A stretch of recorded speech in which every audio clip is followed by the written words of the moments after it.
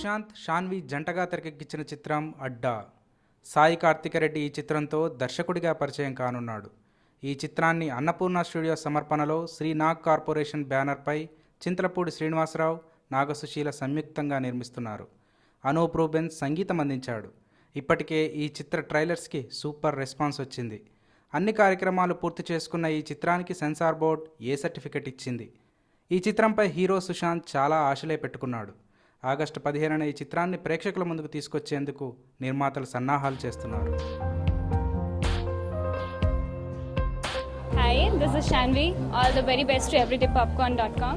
My character name in this movie is Priya, and I'm a NIF student with a little attitude and style. So Shant is really a nice and cooperative co-star. I guess you can easily see it on screen. The improvement in him, I've seen him changing from the first day till now. Hi, this is Sushant. All the best to everydaypopcorn.com. Hi, this is Karthik, Adda Film Director. All the best to everydaypopcorn.com.